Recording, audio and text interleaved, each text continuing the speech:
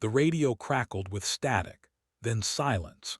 In the pre-dawn darkness of the Hindu Kush Mountains, 12 Navy SEALs pressed their bodies against the rocky outcropping, watching muzzle flashes erupt from 3 separate ridgelines. The Taliban had them pinned in a kill zone so perfectly orchestrated that even these elite warriors knew they were in serious trouble. "Overlord, this is Neptune 6, whispered Lieutenant Commander Jake Morrison into his headset, his voice barely audible above the symphony of incoming fire. "We are taking effective fire from multiple positions. Request immediate close air support, danger close." The response came through layers of static. "Neptune 6, be advised your CAS is inbound. Call sign Reaper 27, ETA 3 minutes." Morrison's jaw tightened. He'd worked with dozens of pilots over his 8 deployments, and he knew the call signs of every A-10 driver worth their salt. Reaper 27 wasn't among them. Probably some fresh-faced academy graduate who'd never seen real combat, he thought, as another burst of PKM fire chewed chunks from the boulder protecting his squad.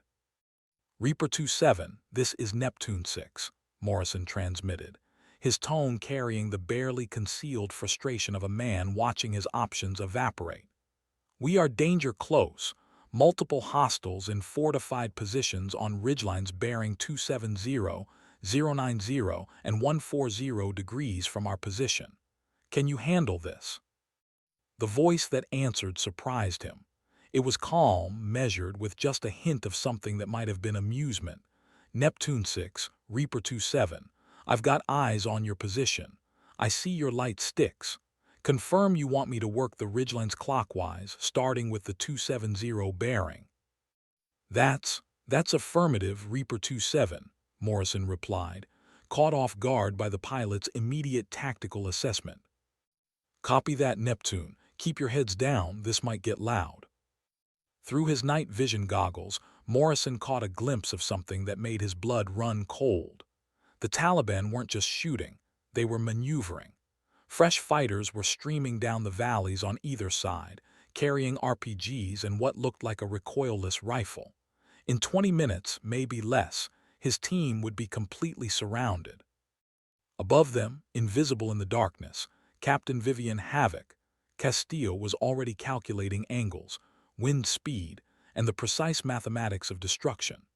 The Fairchild Republic A-10 Thunderbolt II beneath her responded to her touch like an extension of her own body, its twin General Electric TF-34 engines purring with restrained violence. She'd earned her call sign the hard way, through 3 combat tour and situations that would have sent lesser pilots running for cover. Tonight, she was about to remind everyone why. The first ridgeline erupted in fire and smoke as her GAU-8 Avenger cannon spoke with its distinctive, earth-shaking roar. Morrison felt the ground tremble beneath him as 13 depleted uranium rounds tore through enemy positions at 3,900 rounds per minute. The characteristic BRRRRRRT sound that A-10 pilots called the sound of freedom echoed across the valley like thunder from an angry god. But this was just the beginning. Havoc banked hard left, her aircraft's distinctive twin-engine configuration and straight wings cutting through the thin mountain air with predatory grace. She'd studied the terrain for hours before this mission, memorizing every peak, every valley, every possible avenue of approach. The Taliban had chosen their ambush site well. It was a natural kill zone with multiple escape routes. What they hadn't counted on was facing a pilot who thought 3 moves ahead of everyone else in the sky. "Neptune 6, Reaper 27, she transmitted, her voice steady despite pulling 4 GS in her turn. "First ridgeline is neutralized, moving to bearing 090. You should have some breathing room." Morrison peered over the boulder and confirmed what he'd heard. The gunfire from the western ridge had stopped entirely. Bodies and destroyed equipment littered positions that moments before had been spitting death. "Reaper 27, that's good hits, good hits. We can move."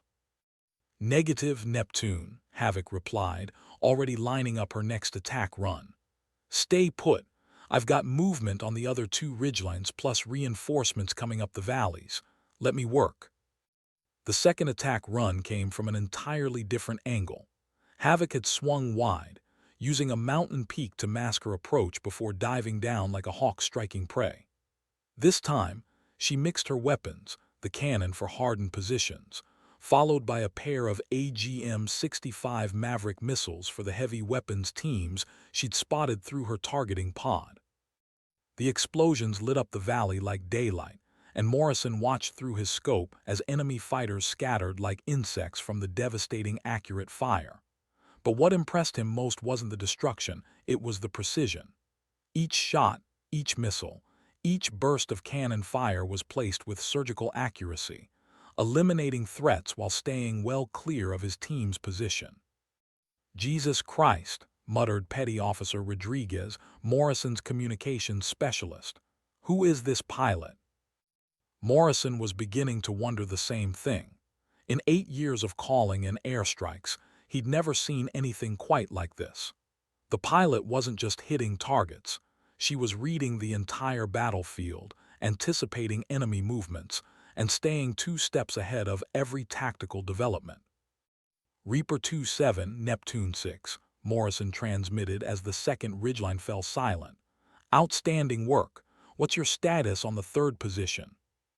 "Working on it now, Neptune," came the reply. "But we've got a problem.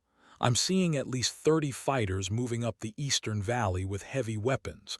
They'll have you flanked in approximately 12 minutes. I need to adjust my tactics." Morrison's stomach dropped. 30 fighters with RPGs and recoilless rifles could turn his team into hamburger, no matter how good their air support was. "Can you stop them?" "I can slow them down," Havoc replied, her voice carrying a hint of something that might have been steel wrapped in silk. "But I'm going to need you to trust me on this next part. Things are going to get very close, very fast."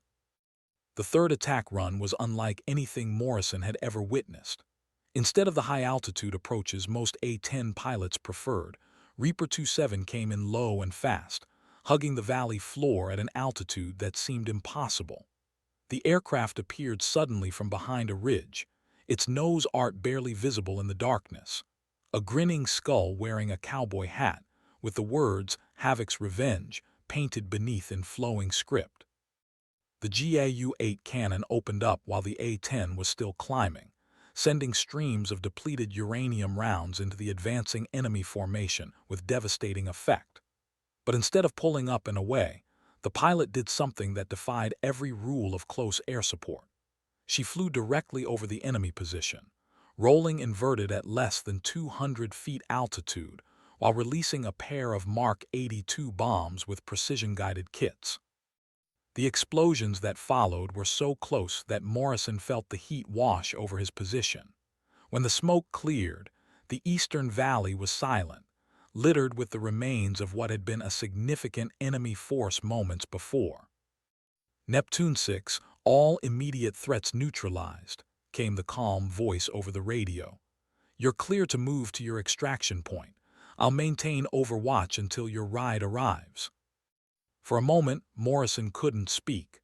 What he just witnessed wasn't just exceptional piloting, it was artistry.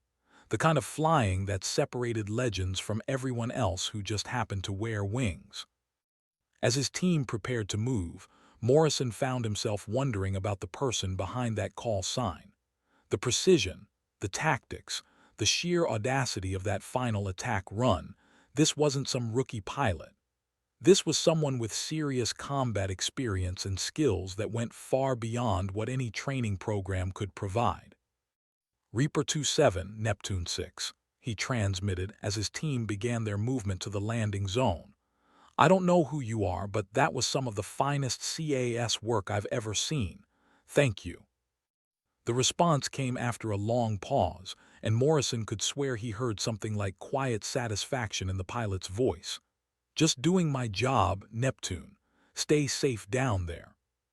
But even as his team moved through the darkness toward their extraction point, Morrison couldn't shake the feeling that there was more to this story.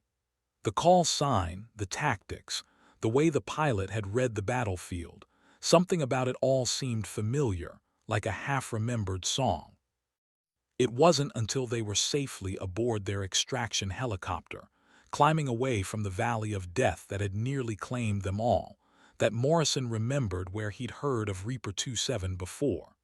The memory hit him like a physical blow, and suddenly everything made perfect sense. 3 years ago, during his deployment to Syria, he'd been part of a joint operation that had gone sideways in spectacular fashion. A Marine reconnaissance team had been trapped by ISIS fighters in the ruins of an ancient city, pinned down in a kill zone with no way out. The situation had been hopeless until an A-10 pilot with the call sign Reaper 27 had arrived on station. What followed had been 45 minutes of the most precise, devastating close air support Morrison had ever witnessed. The pilot had somehow managed to engage enemy positions that were literally mixed in among the Marines, using tactics and precision that should have been impossible. When the dust settled, the entire ISIS force had been eliminated without a single friendly casualty. But that wasn't what Morrison remembered most clearly. What stuck in his mind was the aftermath, the way the Marines had talked about their savior in hushed, almost reverent tones. They'd called the pilot the Angel of Death and claimed that Reaper 27 wasn't just another A-10 driver, but something approaching mythical. The reports from that mission had been classified, but rumors had spread through the special operations community like wildfire. Stories about a pilot who could do things with an A-10 that defied belief, who seemed to understand ground combat better than most infantry officers, and who had a habit of showing up whenever the situation was most desperate. Now Morrison realized he'd just experienced that legend firsthand. And despite everything he thought he knew about combat aviation, he was beginning to understand that Reaper 27 might be operating on an entirely different level than everyone else in the sky. As the helicopter banked toward their forward operating base, Morrison found himself hoping he'd never be in a situation desperate enough to need Reaper 27's help again. But at the same time, he was grateful beyond words that pilots like that existed, standing watch in the darkness above, ready to rain down salvation when hope seemed lost.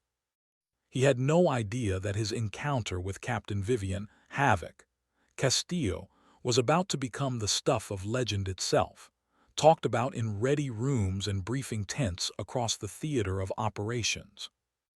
And he certainly had no idea that the woman behind the call sign was fighting battles on multiple fronts, not just against the enemy, but against a military establishment that still struggled to accept that their most lethal close air support pilot happened to be a 5'4" woman from rural Montana. But all of that would come later. For now, Morrison was content to be alive, and to have witnessed something that would change his understanding of what was possible when skill, courage, and pure determination came together in the cockpit of an A-10 Thunderbolt II. Above them, invisible in the darkness, Havoc was already heading toward her next mission, her aircraft loaded with fresh ordnance, and her mind focused on the next group of American fighters who might need her help. The night was far from over, and in Afghanistan, there was always someone else who needed saving. The legend of Reaper 27 was just beginning to grow, one mission at a time, one life saved at a time, and Captain Vivian Castillo wouldn't have had it any other way. Captain Vivian Castillo had been airborne for 6 hours when the call came in, her A-10's fuel gauges showing numbers that should have sent her back to base an hour ago. But fuel was a luxury she could manage. Dead Americans were not. The radio crackled with the familiar tension of a unit in contact, and she recognized the distinctive clipped cadence of British Special Air Service operators under fire. Any station, this is Sabre 4-1. We are taking effective fire from multiple positions. Request immediate close air support. Grid 41 RQR 234567. We have wounded and cannot move from our position. Havoc checked her fuel one more time, did the math in her head, and made a decision that would have horrified her flight operations officer. She had enough gas for 20 minutes of combat operations, maybe 25 if she nursed the engines and stayed low to avoid the worst of the headwinds. Sabre 4-1, this is Reaper 2-7. I'm approximately 12 minutes out with a full combat load. Can you hold that long? The British accent that answered carried the weight of men who had already written their own obituaries. Reaper 2-7, we'll hold as long as we can. Be advised, we count approximately 50 enemy fighters in prepared positions. They've got us zeroed in, and we've got 2 urgent surgical. 50 fighters, 2 critically wounded SAS operators, and she was flying alone with barely enough fuel to make it home under normal circumstances. The smart play would be to call for additional support, vector in other aircraft, coordinate with the Joint Terminal Attack Controllers. The smart play would probably get those British operators killed while bureaucracy sorted itself out. Havoc pushed her throttles forward and dove toward the deck, trading altitude for speed. Smart wasn't going to save anyone today. The terrain below was a nightmare of interconnected wadis and rocky outcroppings that provided perfect concealment for enemy fighters. Through her targeting pod, she could see the SAS team's position. 4 men pressed into whatever cover they could find, surrounded by muzzle flashes from 3 different directions. 2 of the operators weren't moving, and the other 2 were clearly running low on ammunition based on the decreasing rate of their return fire. Sabre 4-1, Reaper 2-7 has you in sight. I can see your IR strobes. Confirm you want me to hit the positions north and east of your location first. That's affirmative, Reaper. Those are the heaviest concentrations. But be aware, they've got what looks like a technical with a heavy machine gun approximately 400 meters to your south. If you make a gun run from the north, he'll light you up. Havoc smiled grimly as she studied the tactical situation through her multifunction displays. The SAS operator was right. A straightforward attack from the north would expose her to fire from the technical. But she hadn't survived 3 combat tour by making straightforward attacks. Copy that, Sabre. Keep your heads down. Instead of approaching from the north as expected, Havoc swung wide to the east, using a series of ridgelines to mask her approach. The A-10's twin engines were whisper-quiet compared to single-engine fighters, and in the mountainous terrain, she could get surprisingly close before anyone on the ground detected her presence. The first indication the Taliban fighters had of her presence was when 30 depleted uranium rounds began chewing through their positions at 3,900 rounds per minute. The distinctive BRRRRRRT of the GAU-8 cannon echoed off the valley walls like thunder, and by the time the enemy fighters realized they were under attack, half of their northern position had been obliterated. But Havoc wasn't finished. As she pulled up from her gun run, she spotted the technical racing across open ground, trying to relocate to a position where it could engage her on her next pass. The driver never saw the AGM-65 Maverick missile that turned his vehicle into a smoking crater. Good hits, came the excited British voice over the radio. That's definitely reduced the incoming fire. We can move our wounded now. Negative, Sabre, Havoc replied, already setting up for her second attack run. I've still got significant movement in the eastern positions. Give me 2 more minutes to clean house. The second pass was a masterpiece of tactical flying. Havoc approached from the west at extremely low altitude, using the terrain to mask her approach until she was almost on top of the enemy positions. When she pulled up into her attack run, she was close enough to see individual fighters diving for cover. The combination of cannon fire and a pair of Mark 82 bombs with precision guidance kits turned the eastern ridgeline into a moonscape. But as she banked away from the target area, her threat warning system began screaming.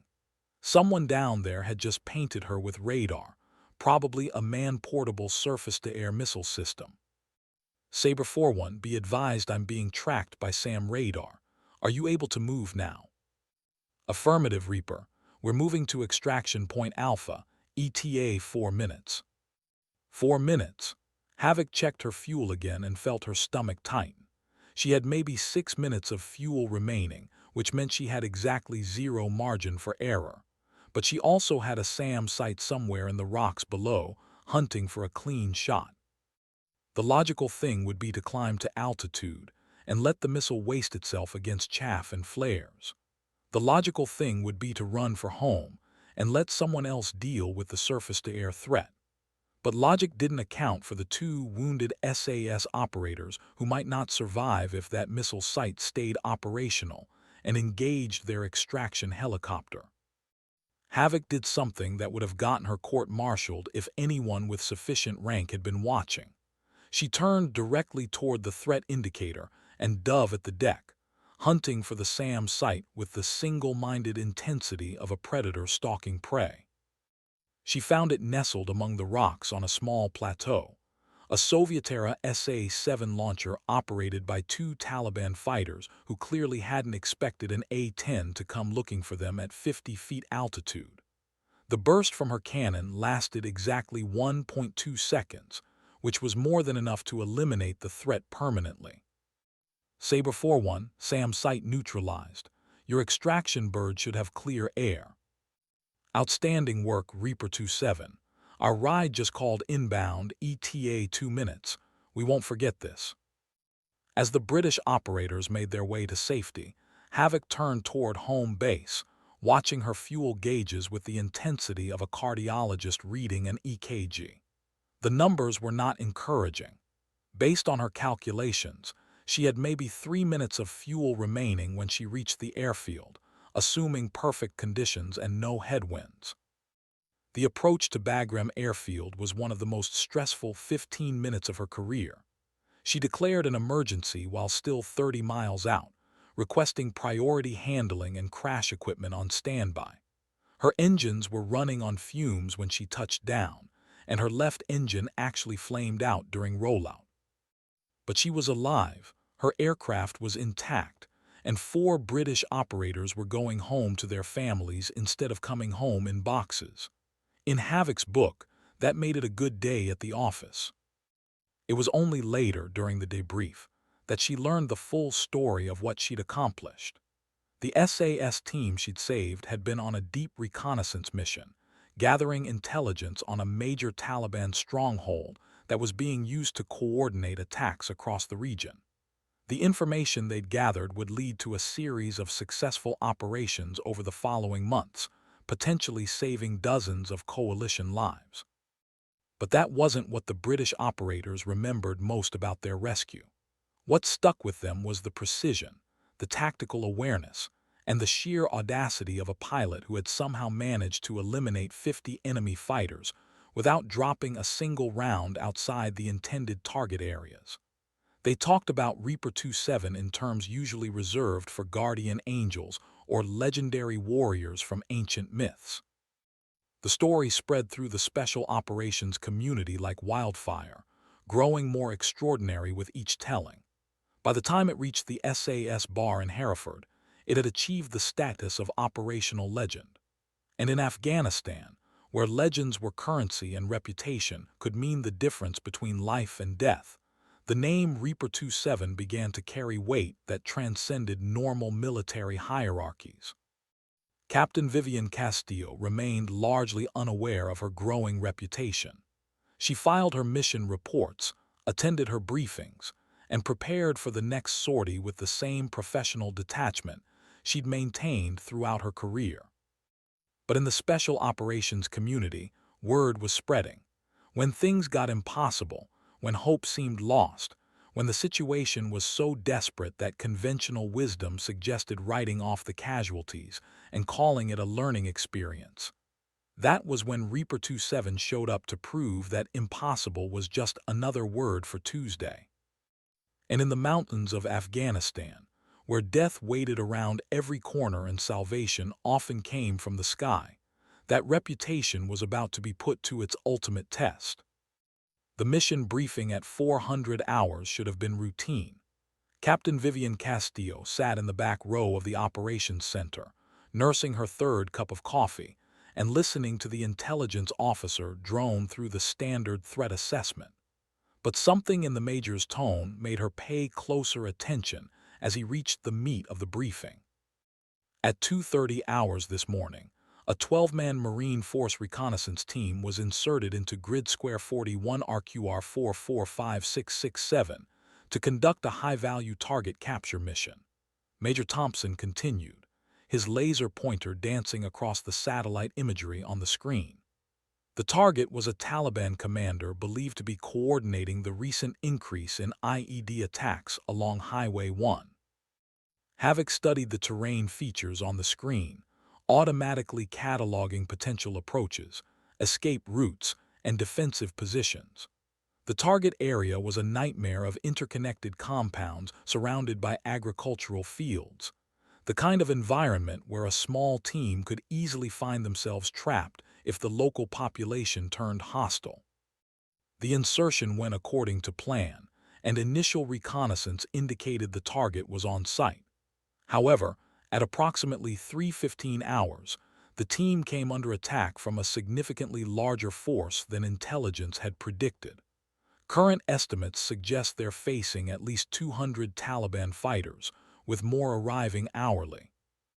The number hit the room like a physical blow. 200 fighters against 12 Marines, even Force Recon Marines, was a mathematics problem with only one solution. The team has taken casualties and is currently surrounded in Compound 14, Thompson continued, his voice carefully professional. They have approximately 4 hours of ammunition remaining at current rates of consumption. Weather is marginal for helicopter operations, with a 500-foot ceiling and 2-mile visibility in dust and haze. Havoc felt her stomach tighten. Marginal weather meant the rescue helicopters would have to operate at extremely low altitudes, making them vulnerable to every insurgent with an AK-47. And 4 hours of ammunition meant the Marines were already rationing their shots, choosing targets carefully while being slowly surrounded by an enemy force that seemed to grow larger by the hour. Close air support missions are being launched every 20 minutes, Thompson concluded. However, the proximity of civilians and the danger-close nature of the required strikes means we need our most experienced pilots on this one. Captain Castillo, your flight lead for the next CAS package. As the briefing broke up, Havoc found herself approached by Lieutenant Colonel Sarah Martinez, the squadron commander. Martinez had been flying A-10 since before Havoc was out of flight school, and her reputation for tactical brilliance was matched only by her ability to see 3 moves ahead of everyone else in the room. "Vive, I need to talk to you about this mission," Martinez said quietly, steering her away from the other pilots. "The Marines down there aren't just any Force Recon team. They're led by Gunnery Sergeant Miguel Santos. He's been in the Corps for 18 years, and he's one of the finest small unit leaders I've ever worked with. If he says they need help, they really need help." Havoc nodded, understanding the subtext. Santos wasn't the type to call for assistance unless his situation was genuinely desperate. "There's more," Martinez continued. "Intelligence intercepts suggest the Taliban are planning something special for this one. They've been moving fighters into the area for the past 48 hours, and they seem determined to make an example of these Marines. If we lose this team, it's going to be headline news around the world." The weight of responsibility settled on Havoc's shoulders like a familiar jacket. She'd been in situations like this before, where the margin for error was zero, and the consequences of failure extended far beyond the immediate tactical situation. It was the kind of pressure that separated true combat pilots from everyone else who just happened to wear wings. "What about the other aircraft in the package?" she asked. "You're flying solo on this one. We don't have anyone else available with your level of experience in danger-close operations. The helicopters won't be able to get in until we've significantly reduced the enemy presence, and that means everything depends on your ability to work close enough to the Marines to matter, but precisely enough not to hit them." 30 minutes later, Havoc was strapped into her A-10, running through her pre-flight checklist with the methodical precision of someone who understood that small mistakes had large consequences. Her aircraft was loaded with a full combat load, 1,174 rounds of 30mm ammunition for the GAU-8 cannon, 6 AGM-65 Maverick missiles, and 4 Mark 82 bombs with precision guidance kits. As she taxied toward the active runway, her radio crackled with the voice she'd been dreading to hear, the calm, professional tone of someone who was probably going to die, but was determined to maintain military bearing right up to the end. Any station, this is Viper 6. We are surrounded and taking effective fire from all directions. We have 3 urgent surgical and 1 routine surgical. Ammunition is running low.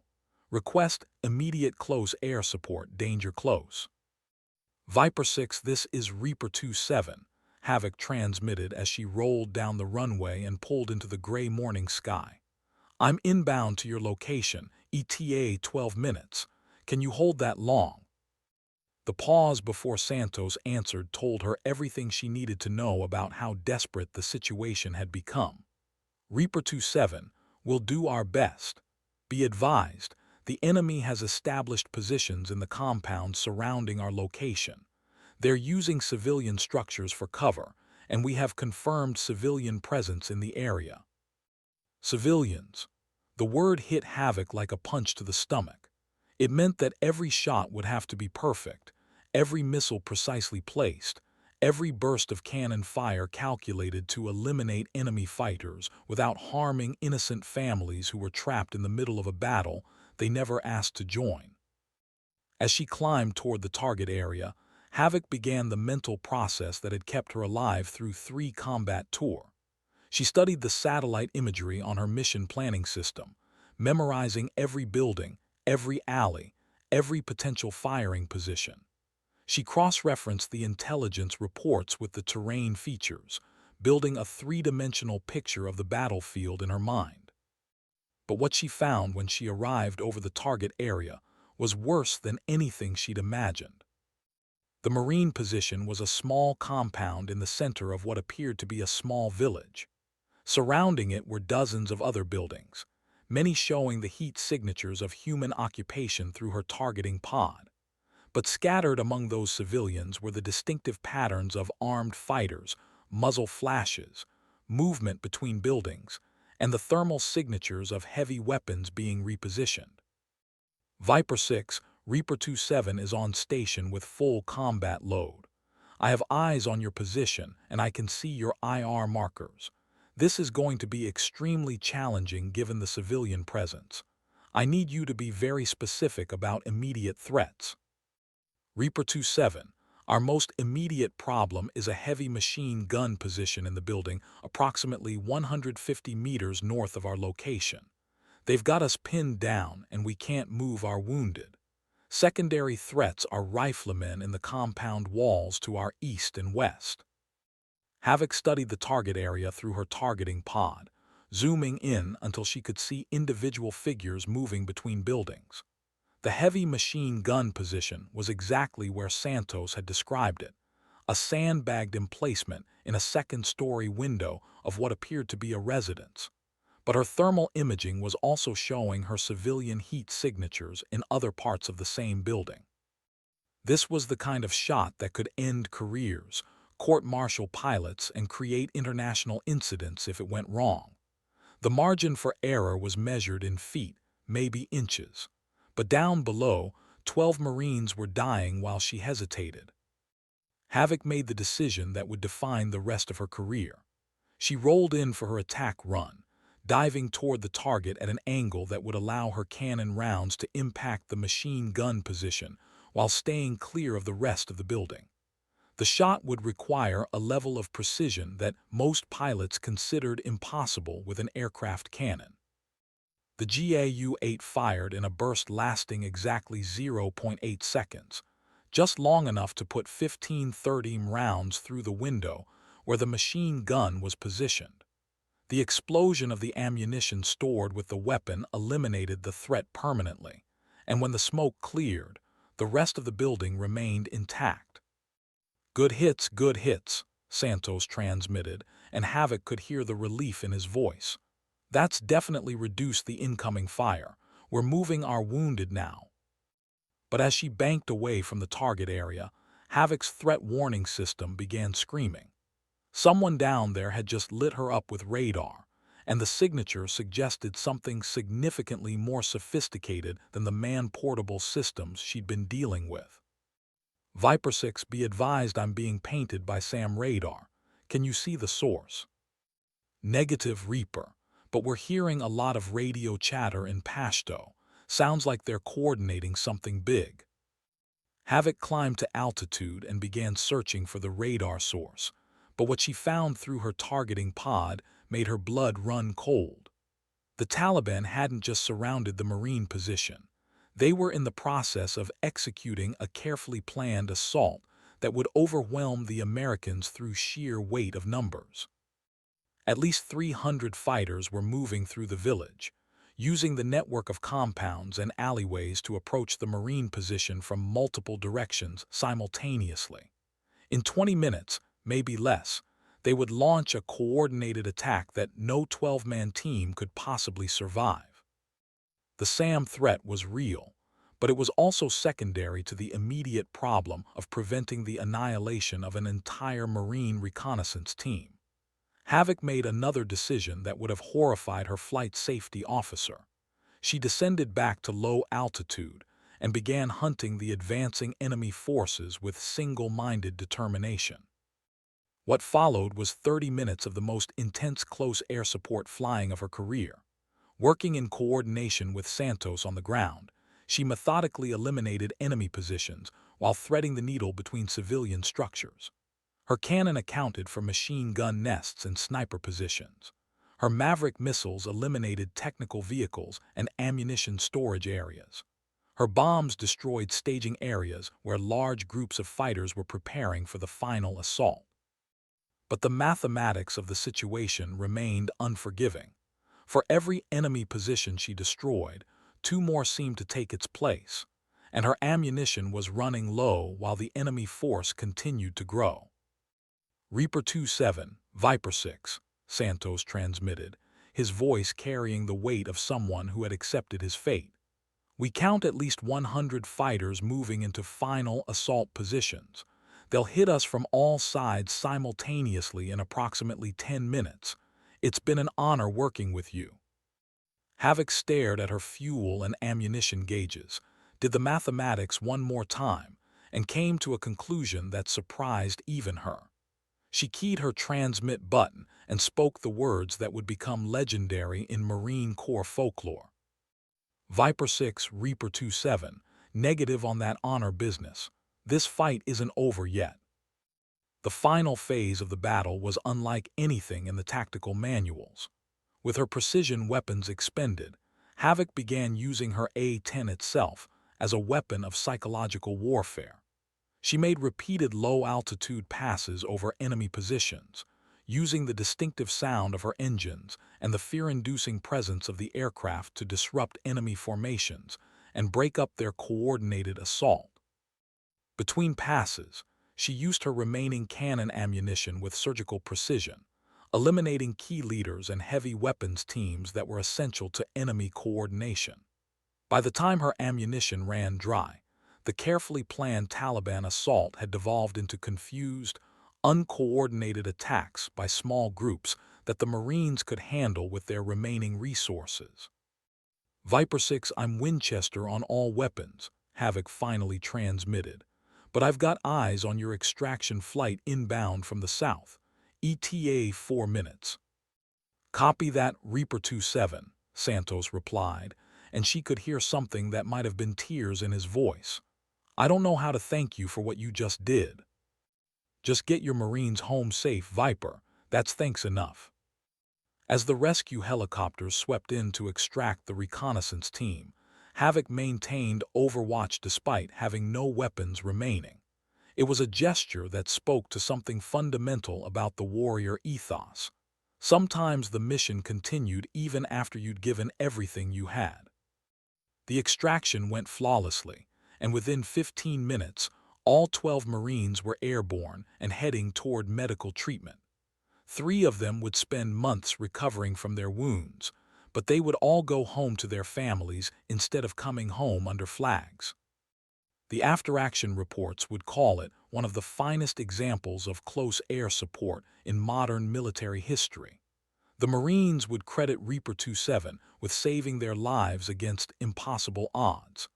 Intelligence analysts would determine that her actions had disrupted a major Taliban operation and prevented what could have been a significant propaganda victory for the enemy.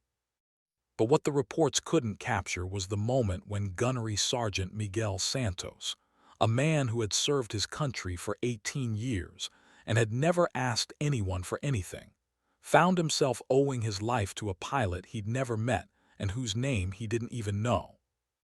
That debt, and the story of how it was earned, would spread through the Corps like wildfire.